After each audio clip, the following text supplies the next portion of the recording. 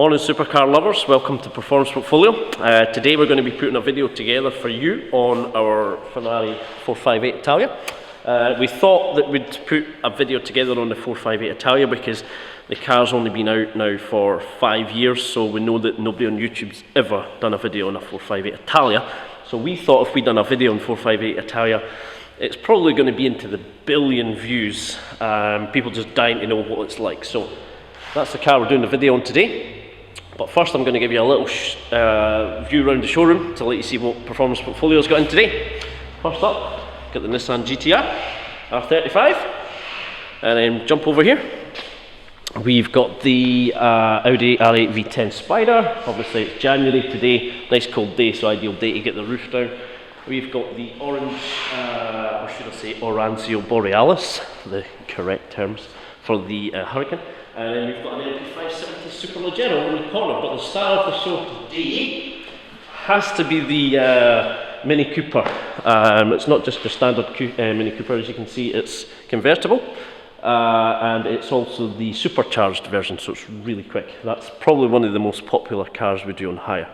So, anyway, let's go back to the 458 Italia and we'll have a little look around.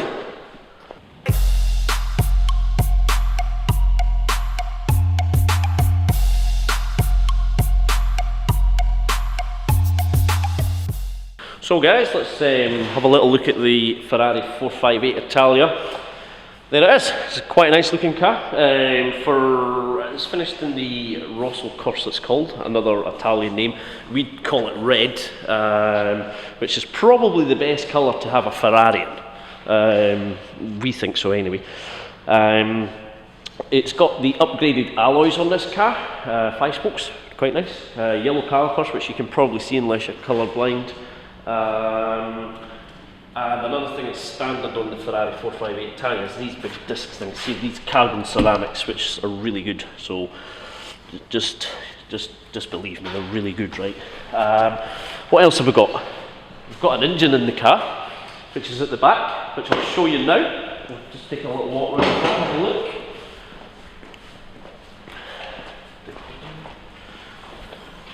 There we go. That's it. So what we've got in here is the 4.5 litre V8. Sounds absolutely fantastic, which we're going to find out really shortly because we're going to take the car out for a little drive and have some fun. Produces 150 horsepower. That's if you put diesel in it, but we've tried the petrol in it and it's getting around 570 horsepower with the petrol in it, so definitely. It's always nice to talk about economy as well, so there's the option if you want to put diesel in your lovely 458 Italia, you can do so, just remember you have slightly less power. And then we'll go around the front and have a look in the front, see what we can fit in there.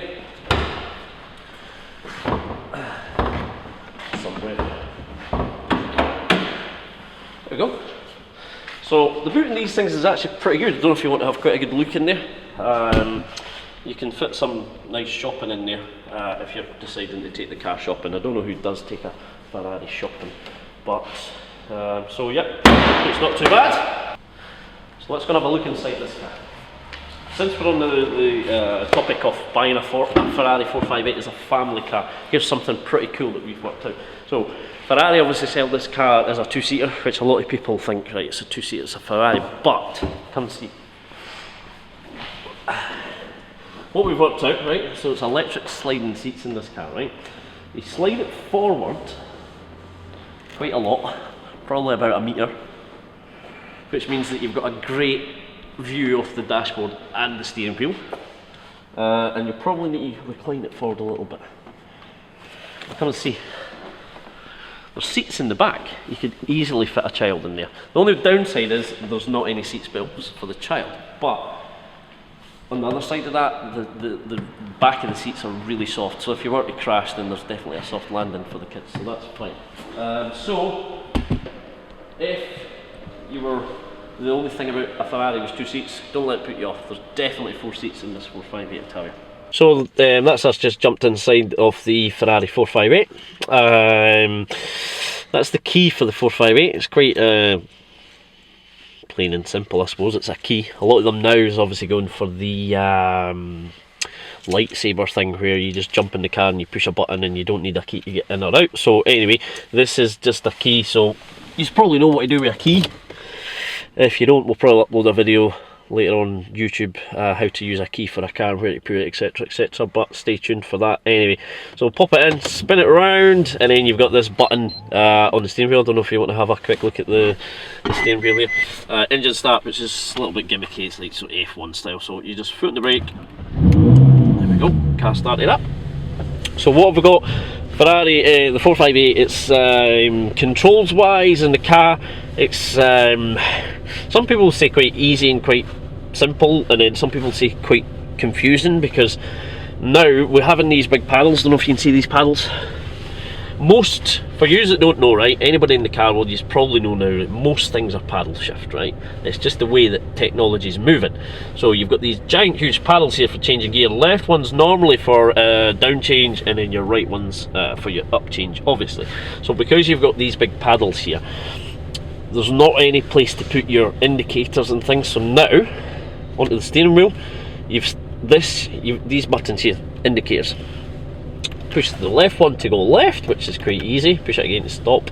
Push the right one if you want to go right, and then push it again to stop. Problem you've got is when you're out on the road and you turn in a corner, right, like that, you've now got your right one on the left and your left one on the right. So things like that get slightly confusing. You do get a little bit more used to it. What else have we got? We've got the headlights on the steering wheel. So you've got a button. So if I want to flash somebody, I'll push that, and then you get a little flash. If I want to put the full beam on constantly, put my finger behind it and I pull it towards me, and that's it, fully engaged. And then just push it again to cancel. And this little button on this side is for all your like windscreen wipers. I'm not going to do it because the car's just been nice and polished, and I don't want to make a mess of it. I've already had a shower today. So yeah, you've kind of got all your things that used to be here on levers are now on the steering wheel.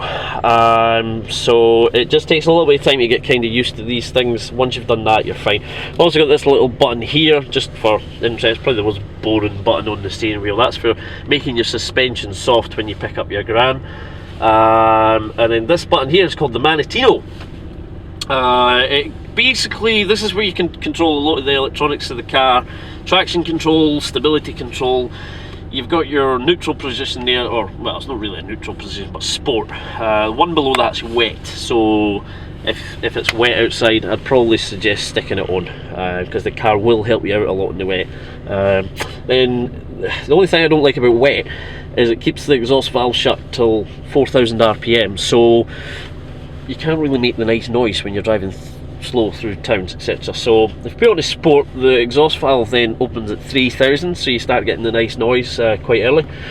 And then the further you turn this little thing up, the more chance you've got to writing the car off effectively, because it just gets more powerful and gives you less help. So I think that's realistically about everything in the car. Some buttons here. Also, if you want to drive the car in automatic, fine. Reverse button here. Got a launch control, which is quite an important button. Got your two window buttons here. Hazard lights. All these things here for your fans and temperature, blah blah, and your radio stuff here. The rest is really boring. I just jump in the car, stick the key in, and go fast. Slow, sorry. What else have we got? So what I think we need to do now, I think we've spoken about most things about the car. We know that this car is definitely a four-seater now, so I think we should definitely take the car out for a little drive on the road and see, or should I say, hear some of the noises and see the reactions we get, etc. Alright, now for the best bit, guys. Now to take this car out and stop talking about it and start driving it. So back to the paddle shift. So the car is obviously it started, I don't know if you can hear it running, but it's ticking over just now. I've got my foot on the brake to engage first gear. I just pull on that paddle, so that's me down first. Because I've got the foot on my brake, it's not going to move. The minute I take my foot off the brake and release the automatic handbrake, it's going to start moving forward, just like that. So as soon as you start the Ferraris, they're generally always in automatic mode, so let's take it out of the automatic and put it in the manual. It's a bit wet today, but I think I'll probably just leave it in the first setting, the sport mode, just so we can hear the noises and things. It's got the heaters on because it's January and it's freezing. I'll turn the fan down because you don't want to, I know you want to hear me more than the fan. That's in case you like fans. Right, so I'm going to talk a little bit about the first time I drove a Ferrari 458, which was actually on this road right here, leaving from where I just did. I don't know if you want to have a wee look up this road.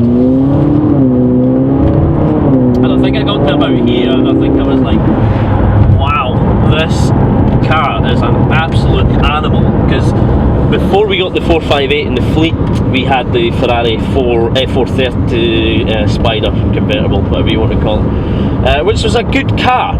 But I think now, which we're in 2016, I think that, you know, technology's moved on so much that a Ferrari F430 now belongs in the museum, in my opinion. And I think, compared to the GTR, etc., and the Lamborghini that we had at the time, and the 430 it was okay. It's still a nice looking car and stuff, but when you're talking about wow factor, when you jumped in it, you're like, yeah, it's alright. It's a nice car, but I've driven better.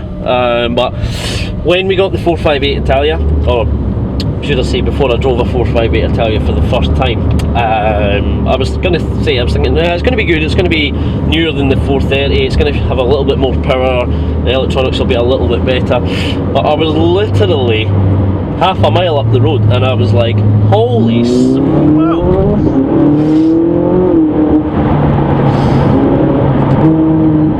Yeah, it was just, jumped in this thing and it was just like, OMG.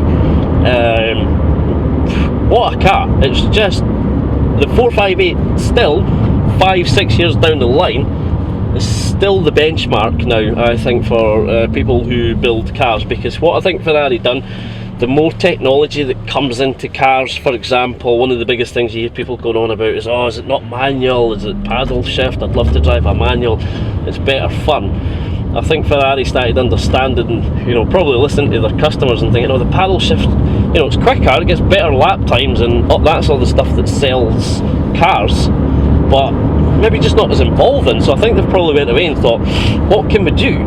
And they basically came back with the Ferrari 458 Italia, and I'll tell you, anybody that drives this car or comes in this car as a passenger ride or driving experience or whatever, they're going to be swearing within half a mile, seriously.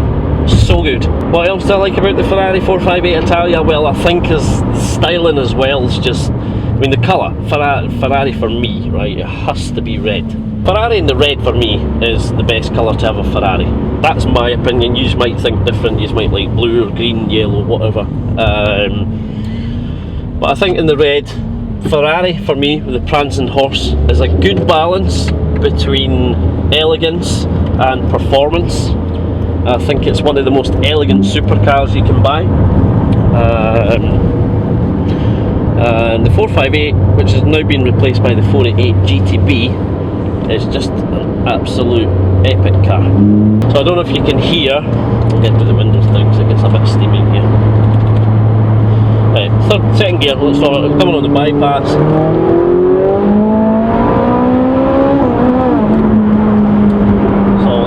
Just stop at 70 miles an hour, you know. Slightly damp today, so the traction's not the best. Better by the back tire, the back wheels is tyre, so it'll be cold, so it's not going to get the best grip right away. But third gear, I'll try and be quite smooth with the throttle. Spinning. Wow.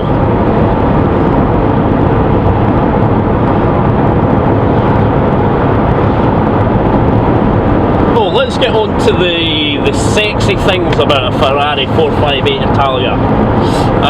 Probably spoke about it already, but I think what makes it so wow factor for me is the noise. It's just, man, that should almost be illegal. And listen, I don't know if you can hear the auto blipper. The noise of this car on the overrun is just absolutely insane. Well, as you know, on the roads today we've only got, well, the maximum speed, or the speed by law in Scotland's 150 maximum, so it's a little bit slow unfortunately, so we're just going to have to be a little bit careful with some of the speed limits, which we always are. Always read my highway code with my breakfast. God, there's a lorry just gone past and probably just covered the car in mud.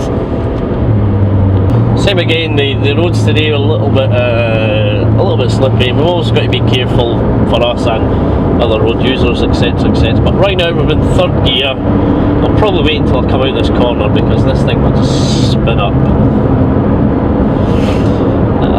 Yeah, the roads are quite damp actually, but I'm going to be quite smooth on the throttle, and I'm going to put the foot down.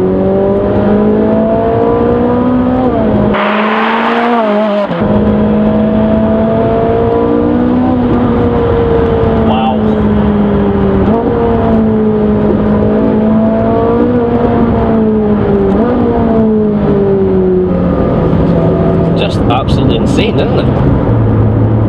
One thing I am excited about, and we're probably going to be doing a video about this soon, is our plan for 2016 with regards to Ferrari is adding the 488 GTB into the fleet. We were a little bit slow last year between getting our deposit down and various other things, but the waiting list now is into 2017, so what I think we're probably going to do is wait until maybe about mid-summer, maybe the end of next summer, and we'll probably try and find one that's maybe just had a few miles put on the car and comes on the market. In fact, might go this way actually. Yeah, so it'll come on the market, and we probably won't have to wait till 2017, which will be good. But obviously we have spoke to Ferrari in Edinburgh and they're going to give us a shot of their demonstrator, so we will be putting together a video on the 488 GTB, which I'm quite looking forward to driving on one hand, and then on another hand I'm not so looking forward to it, because this thing, right, if you don't show this car a lot of respect, it literally is trying to kill you at every point, and that's what's good about the Ferrari 458. It is just, I think it comes down to that one where the closer you are to being dead, the more alive you feel, and that's exactly what this car does. Now, 570 horsepower, but the 488 GTB has got more torque, and it's got something like 100 horsepower more, and it's still only rear wheel drive, so I'd imagine maybe buying a Ferrari 488 GTB is just another way of saying that I want to end my life and commit suicide by driving a car. So we'll see how that goes. Obviously you'll need to stay tuned to see how our video goes on the 488 GTB as well, but I am looking forward to that, driving that car.